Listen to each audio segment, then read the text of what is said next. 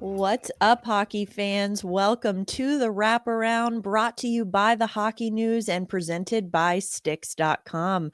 I'm your host, Emma Lingan. I am joined today by Michael Augello and Adam Kierszenblat of the Hockey News, and we are here today on September 1st. It's finally September, so we've got some actual hockey things to talk about. It's right around the corner. So, going to be bringing you all the latest storylines from around the NHL and the hockey world in bite-sized portions today. But before we do, want to remind you we are brought to you by our friends at Sticks.com. Why break the bank on sticks when you can get pro-level composite sticks without the pro price tag at Sticks.com? That's Stix.com. Head over now and gear up without the markup. All right, September, it's here. That means actual hockey right around the corner here. We've actually already got some Calder Trophy odds already via BetMGM. So let's go over those real quick. We've got Ivan Demidov is the heavy favorite to win the Calder in the 2025-26 season, followed by Zeev Buium and Michael Misa, the latter of which I find especially interesting considering that Michael Misa has not even signed an entry level contract with the NHL yet, but he's still considered the third favorite. So I guess, Michael, I'll start with you. Knowing that regardless of what happens with Misa, Demidov's still the heavy favorite here. Do you think he deserves to be the heavy favorite? And is there anyone else that I didn't mention in those top three that you would consider to be a contender for the award this year? Considering the hubbub that came from Demidov leaving the KHL late in the season and how he played in a few games and then sporadically in the playoffs he was impressive. I can understand why, and I'm sure the heat of that in Montreal. Now the question is whether that will that will affect him, because there's going to be a lot of pressure on Demidov to perform. But in terms of other Calder nominees, I think Matthew Schaefer has to be factored in, the first overall pick. It's more difficult for defensemen because everybody, if they say we don't look at point totals, they look at point totals. So, a defenseman like Buium or like Schaefer will have to really step it up and probably score over 50 points as a rookie, which is what Lane Hudson did as a rookie. The other names that I think are sort of under the radar: Ryan Leonard with the Washington Capitals, who is a big kid who came out of the NCAA late in the season last year. Seemed a little bit out of it in terms of stepping into the pro game in the playoffs, but I think he's an impressive talent. And Jimmy Snuggerud. So two Team USA guys. Snuggerud, he didn't seem out of place in the late in the season and in the playoffs. So I think those two players, Leonard and Snuggerud, are sort of dark horses. All right, interesting. Adam, what do you think? Are you in agreement? Anyone else that you would maybe include in the list here? Well, for me, the player to watch for the Calder Trophy is Alexander Nikishin out of Carolina. So BetMGM has him at 17.00, so fifth overall. Like, that's a player who's going to get top 4 minutes in Carolina. He's going to be in a system that really works, and he might even get some power play time, depending on how Carolina builds out their power play. But I mean, if you really look at it, like Demidov is going to have so much pressure this year, and I'm really curious to see how that pressure is going to affect him, because we all know what playing in a Canadian market is like, especially a market like Montreal.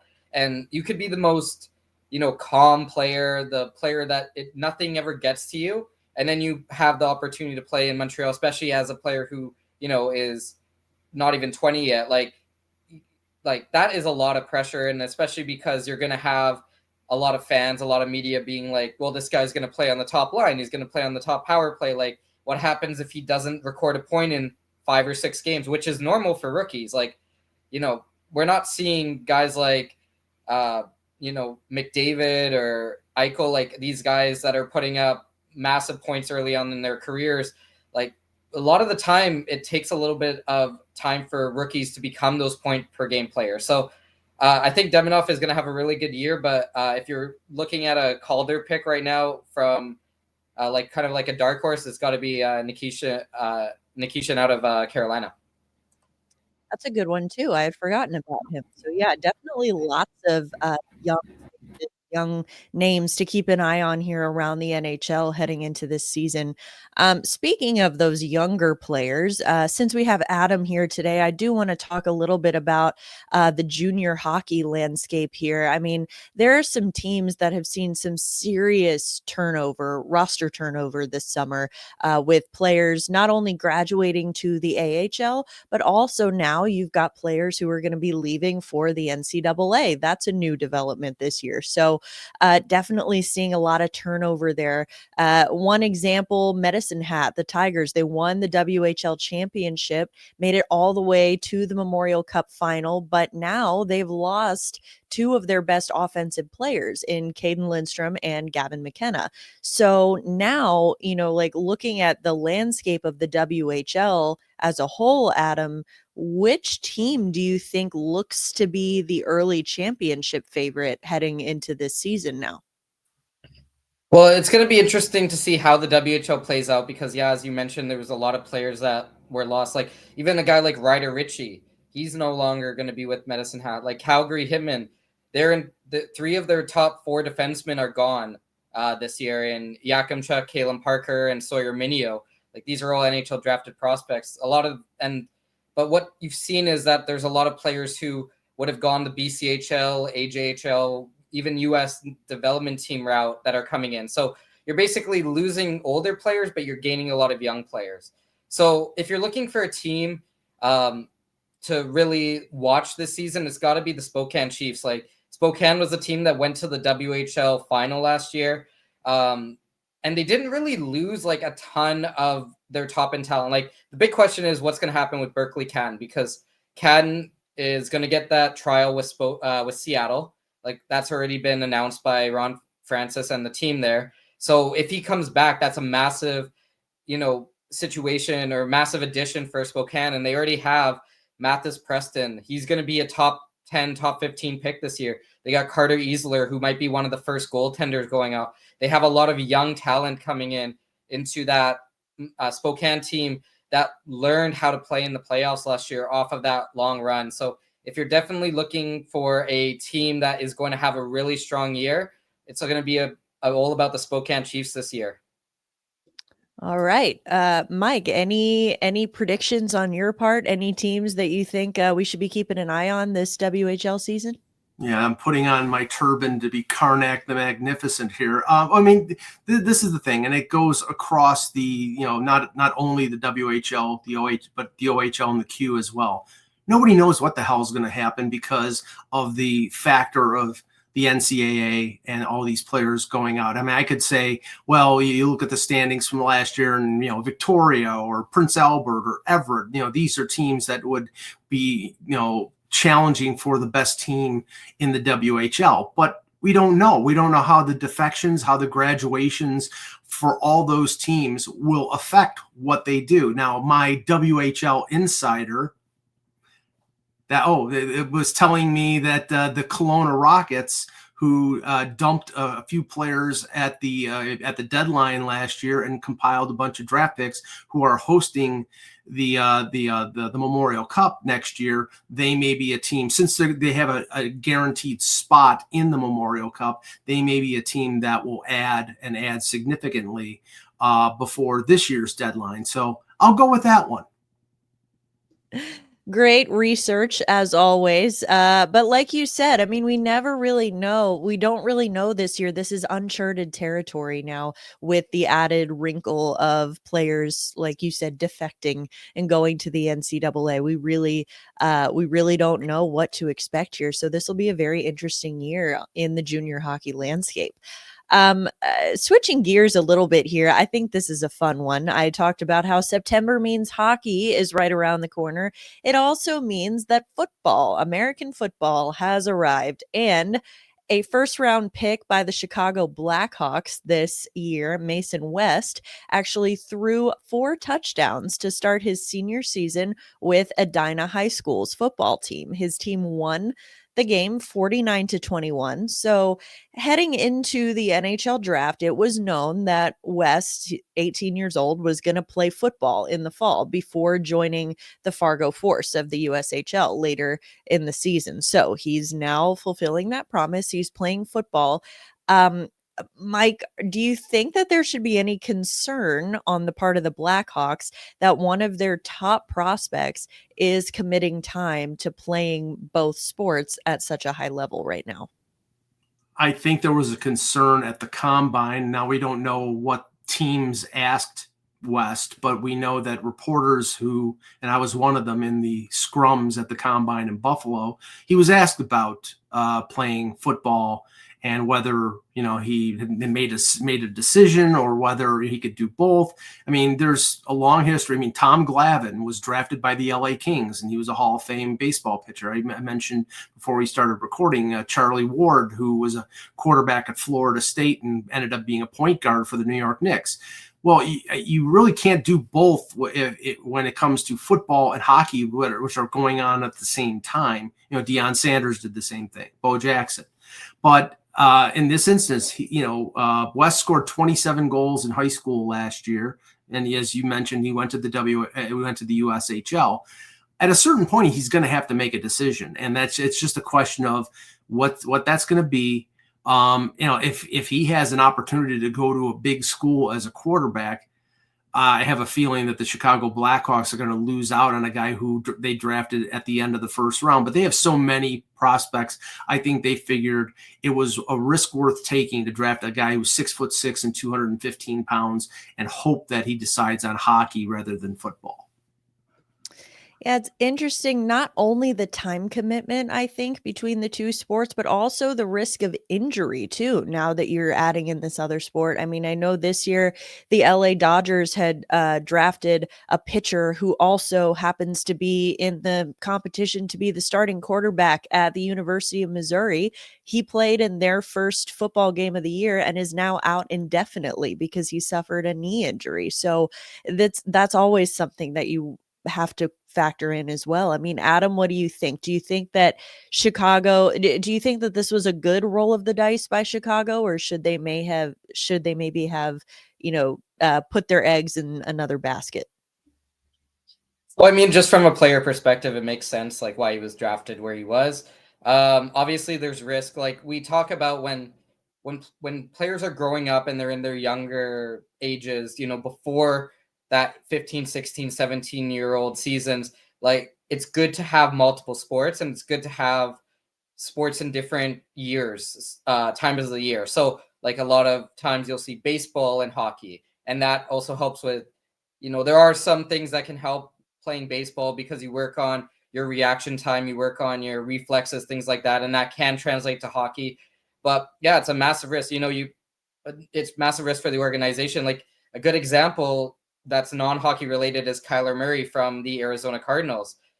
Kyler Murray was first overall for the Arizona Cardinals, top 10 pick for the San Francisco Giants. So, and there was a lot of conversation about where is he going to go? Like, even though most people thought he was going to go football, there was still that conversation about, hey, he could go play for the San Francisco Giants. Like, so, I mean, it's good to see that he's committed to, like, West is committed that level to, sports and everything, but there is risk. Like if he gets recruited if he has a good year and he gets recruited by a college to play football, like that's a problem for the Chicago Blackhawks. So, I mean, I get why they drafted him. There's always risk with prospects. This is a different type of risk because not only do you have if he's the best player in his state, maybe he gets a deal somewhere to go play NCAA, or the injury factor. So it's going to be a really interesting decision to see how this all plays out. But yeah, there's definitely a massive risk reward factor playing in here. I just think, imagine being that gifted at not one, but two sports that we're even having this conversation about you. I mean, that must be a great problem to have. I wouldn't know, but I think that that's a great problem to have for these It guys. is. So switching back fully to hockey now, two guys we talk about all the time when talking about NHL defensemen, of course, Quinn Hughes, Cale Makar. They're the two of the top defensemen in the NHL. They're also, though, on some of the best contracts in the NHL right now. So Hughes is making 7.85 million for the next 2 seasons. Makar's making 9 million for the next 2 seasons. So they're both set to, earn their next contracts at the same time. In your opinion, Mike, well, I'll get both of you, but Mike, I'll ask you first. Who do you think ends up making more on their next contract? Is it going to be Makar or Hughes? And how much more do you think they're going to make? I think Makar has a possibility of being the highest paid player in the NHL. Although if Connor McDavid signs his contract, McDavid will sign a contract before him, and it could be with Edmonton, it could be with somebody else. And if he goes someplace other than Edmonton, he probably makes more than what he would make with the Oilers. I think Makar is staying in Colorado, but everything they've done over the last year is sort of aimed at paying him at least as much as Nathan MacKinnon, because if they weren't going to do that, they would have signed Mikko Rantanen. They would have given him what he wanted. Now, Martin Necas, he's coming up on a new contract, and they're probably not going to pay him either because they need to pay Makar. There's a possibility, even though I think Makar is the better of the two by a little bit, that Quinn Hughes, because he may go free agent to New Jersey, where his brother and his two brothers are, that he makes more. But since they're paying Jack what they're paying him, and they're probably going to pay Luke a certain amount as well, he may not be able to make as much as Makar. So it's really a complication of where they're going to be in 2 years. If I'll just take the easy way out, I think Makar is going to make the most. I think he's going to make as much as Nathan MacKinnon, maybe a little more. So that means probably $12.6 to $13 million a year. All right, not a bad bet. I agree with you. I feel like Colorado, so much of what they've been doing, as you said, has been designed to give them the cap flexibility to pay Makar when he is due for his next contract. Adam, what do you think? The Makar in Colorado situation is going to be very interesting because MacKinnon is at 12.6, I believe, and that's till 2030, 2031. So you're going to have a real conversation in Colorado going like, are we going to pay somebody over what we're paying MacKinnon? Like, teams have these kind of bars that they set where it's like, this is our top player. This is how much this player is making. Nobody's going to make above them. But because the cap is going to go up by, we're projecting like $14 million between now and when these guys are eligible, like that whole theory could go out the window. So like there's a chance that that Makar signs something like a $12.1 million or a $12 million one. Vancouver, you don't really have the same situation because you don't have that debate of who's better, MacKinnon, Makar. Like Quinn Hughes is the best player on the Vancouver Canucks. So if he goes over what Pettersson gets at 11.6, like that's not going to be over the top unexpected. Like there's a world where Makar makes 12 and Hughes makes 15 just because Nathan MacKinnon's in Colorado and they don't want to they don't want to give somebody a contract that has a higher AAV as MacKinnon. Like that is completely a possibility. But yeah, it's going to be very interesting to see how these contract, like we've talked about it before on the show, like, you looking at cap percentage compared to cap hit, like if a player comes forward, like McDavid's going to be the big one. Like McDavid is there's a chance he could make 20 million on his next contract. But so like if he comes forward and says I want 18% of the cap, right? Like then stuff starts to get interesting. But yeah, for the Makar and Hughes, it's going to be really interesting in 2 years because we might also have that conversation with Makar, like where we had it with what Rantanen had. Like I would be shocked if Colorado did the same situation and didn't re-sign Makar, but like there's a world where Makar like says, you know what, maybe it's time for me to see what's out there. If somebody throws him $18 million a year, like who knows, right? I'm not saying that Makar is going to just jump ship for money, but like $18 million is $18 million, right? Like if you pay like we've seen in the past, if you pay players enough, they don't mind joining your team. So it's the whole changes in the cap and how much money is available to these players is going to make negotiating and negotiating future contracts really interesting, especially for these top end players when they come up. And I will just say that anyone who offers me $18 million, I will gladly play for your team as well. So just wanted to throw that out there. But yeah, it's definitely interesting. There's the whole salary cap of it all now with, like you said, the cap expected to go up again. Like we were talking about with the junior landscape and NCAA, we're entering uncharted territory here with these new contracts, with the cap expected to go up and being what it is. So like we're going to start to see different kinds of negotiations now and different kinds of things. Like you said, there is a world where he could jump ship and go play for another team. Makar could. So I mean anything's possible. Yeah, and the forward one version of Makar versus Hughes is going to be who makes more on their next contract, because they're both coming up, is Matthews versus McDavid. Yep, that's true too. You've also got Kirill Kaprizov, who's going to get a blank check from Minnesota this year. So lots of forwards that are getting paid or about to get paid as well. So definitely going to be an interesting next few years here on the financial front in the NHL. All right, want to switch gears a little bit here because we've got three notable players who are now eligible for Hall of Fame consideration in 2026. So those three players, Patrice Bergeron, Phil Kessel, and Eric Stahl. So, Mike, in your opinion, of those three, how many of them do you think crack the Hall of Fame in 2026, if any of them? Do you think there are any other overdue candidates who should be elected this year? Limiting my prognostications to those three, I would say Bergeron is an absolute mortal lock.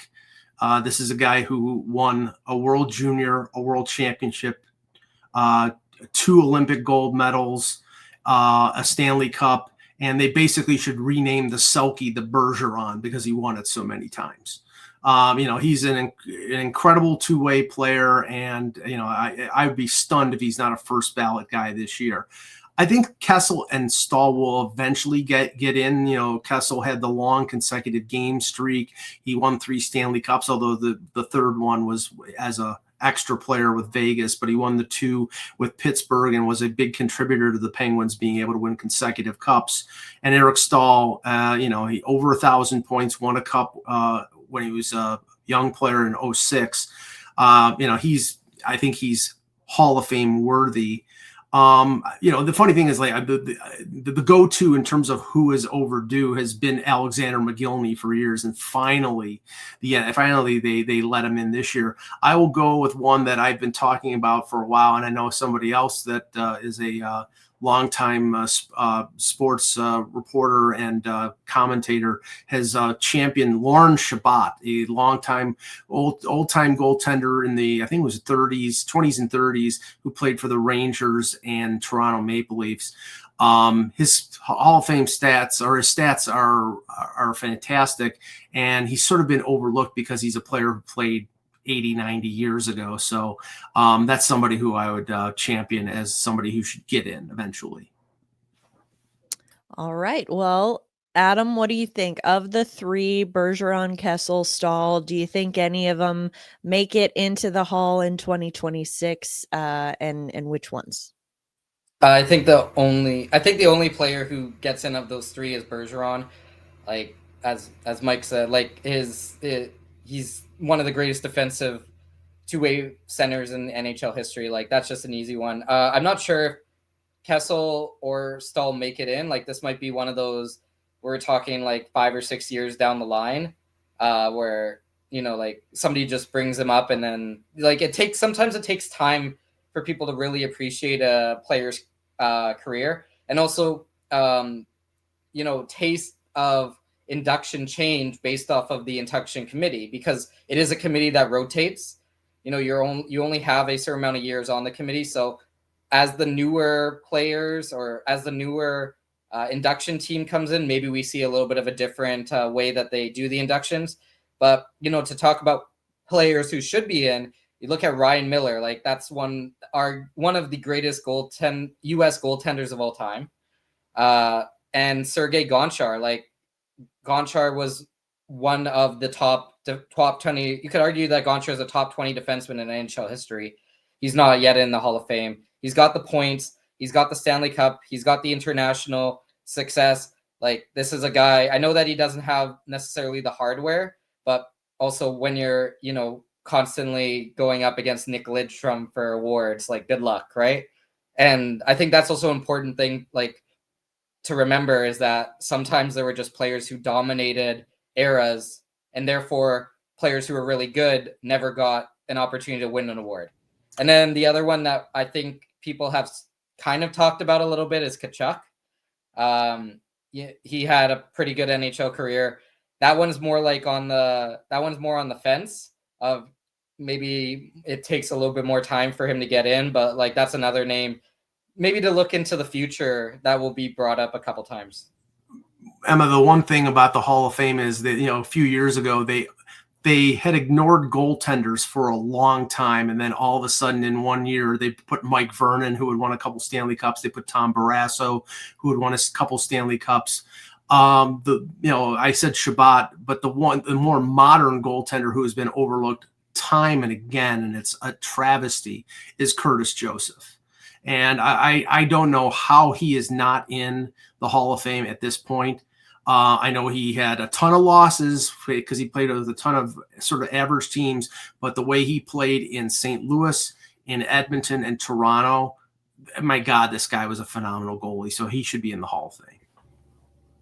All right. Well, certainly a lot to talk about with the Hall of Fame, and we will continue to have these discussions throughout the year as we get closer to that induction date. But for now, do want to shift the conversation back to the present, or I guess the immediate future. We've got now 6 players who have officially signed PTOs heading into training camp. So on the defenseman side, you've got Jack Johnson signed a PTO with Minnesota, Oliver Shillington with Carolina, and Brendan Smith with Columbus. And then for the forwards, you've got Milan Lucic with St. Louis, Connor Sherry with the Rangers, and Giovanni Smith with Carolina. So of those, definitely a wide range of names there, but I think, and some of them maybe might garner some opinions for different reasons, but I guess Mike, I'll start with you first. Which of these players do you think would be on an NHL roster this season if you had to choose? Normally, when a player is signed to a PTO, it's about 50-50 whether they get signed. I mean, the percentage may be actually more than that. But of this list, I think the one that has the highest chance is Sherry. He was the first one that was signed to a PTO. Sherry has a long history with Mike Sullivan going back to Pittsburgh. I think you could plug him in sort of in that role that was vacated by, and I know he was traded before the deadline, but with the Rangers, Jimmy Vesey played that fourth line, adaptable forward who can penalty kill, who could do whatever was needed.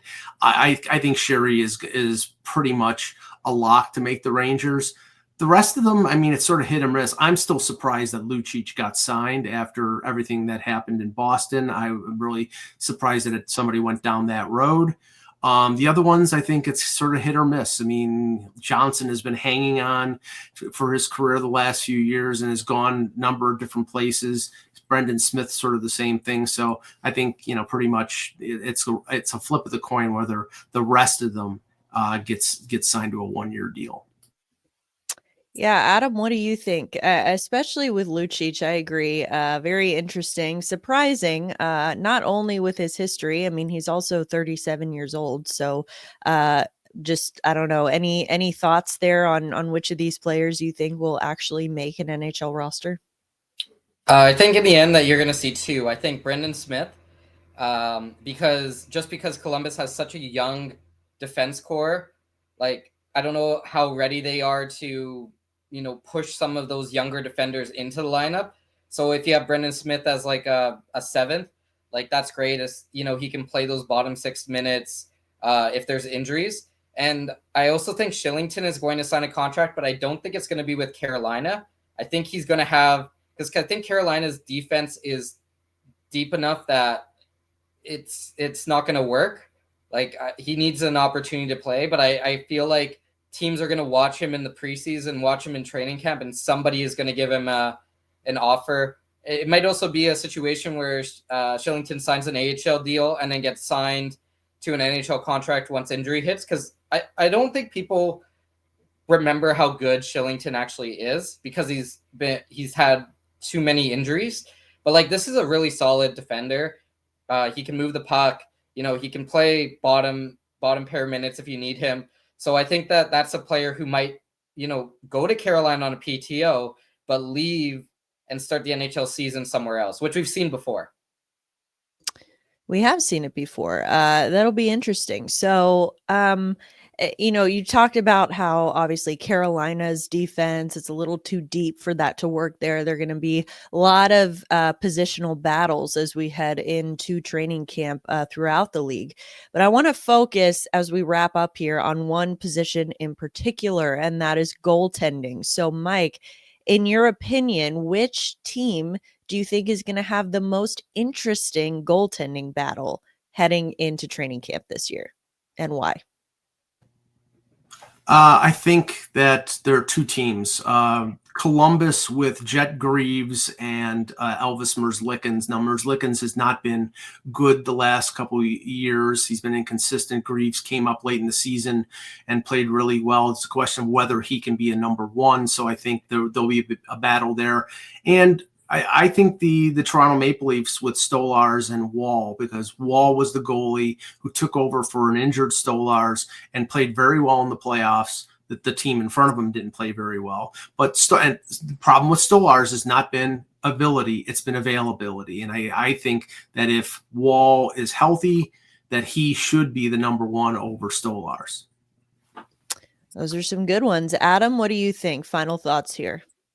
I'm going to go with the Philadelphia Flyers because we don't really know exactly how their goaltending situation is going to play out. So they have Ersin, they have Vladar, they have Fetotev, and they have Kolosov. So like all four of those goalies are probably going to play in the NHL. Like, who's the starter? Who's the backup?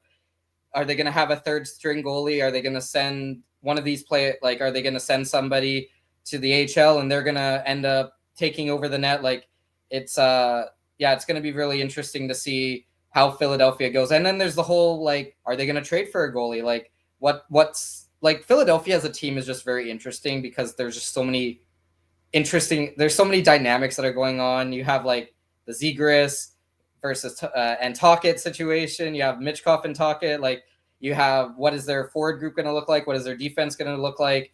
How is everybody going to mix?